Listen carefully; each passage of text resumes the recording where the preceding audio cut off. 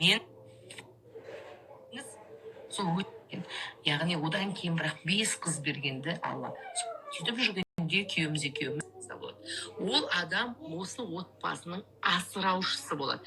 Яғни бұл адам изначально мықты, отқа салса батпайтын, суға салса жанбайтын, өзі бір мықты болып туылады. Кез келген отбасында бұндай бір мықтылары болады. Көптеген отбасыларда бар. Енді оның айналасында әлсіздер бар. Әкесі мен шешесі. Олар пенсионер, оларға басқа ақша келетін жол жоқ. Туыстары, жақындары, яғни айналасы тола әлсіздер болады.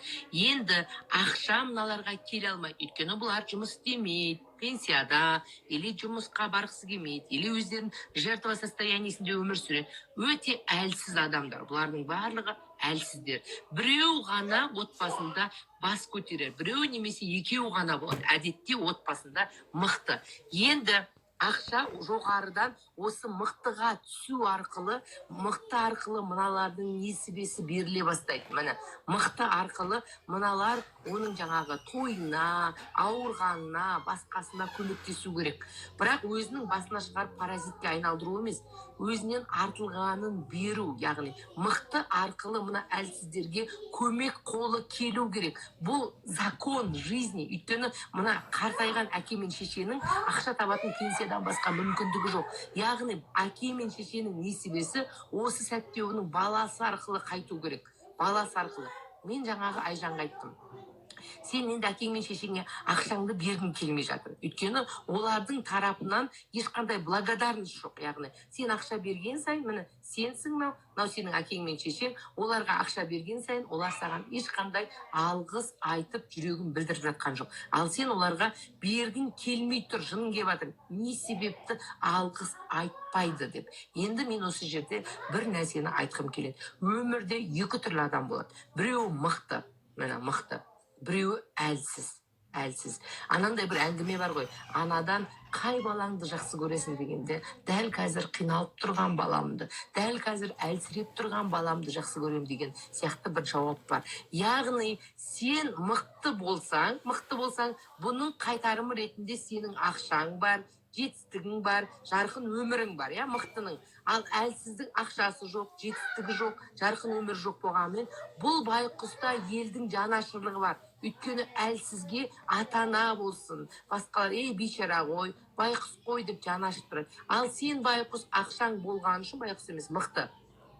Сенің ақшаң болған үшін, сенің мықты болған үшін ешкім жаны ашымайды. Осы нәрсені ұғып аласың ба дедім. Яғни сен мықтысың, сен ойлап тұрсың. Мен базарда кешке шейін контейнерде тұрам, сауда жасайым, яғни кешке шейін шаршайым. Ал неге менің әке шешем ақша берсе, неге маған жаны ашымайды деп ойлайсың. Өйткені сен мықтысың, мықтының кармасы да сол. Мықтыға ешкім жаны ашымайды. Енді сенде таңдау өзіңге. Елдің бәрі жаны ашысын, әлсіз болғың келе ма? Елдің бәрі жаны ашиды, бірақ ақшаң жоқ.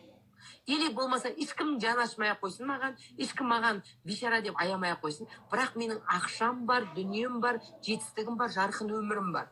Яғни ты не ждешь ни от кого, өзіңе жанашырлық. Это нормальное явление. Егер сенің ауырып қалсаң, сол әке шешең жүгіріп келеді. Сен әлсізге айналғанда ғана келеді. Ал сен қазір таңертеңнен кешке шейін жұмыс істеп мықты болып тұрсың ба? Онда жанашырлық күтпе. Және ол келіншекке айттым. Енді қараңыз. Енді ол келіншекке айттым. Ол айтады, мен базарда кешке шейін тачкада, жаңа жүкті тасып, тачкеге салып, өзімнің контейнеріме әкелем, кешке шейін жұмыс істеймін. Яғни өліп тұрып жұмыс істеймін. Менің әкем мен шешем ауыра береді дейді. Ауыра береді.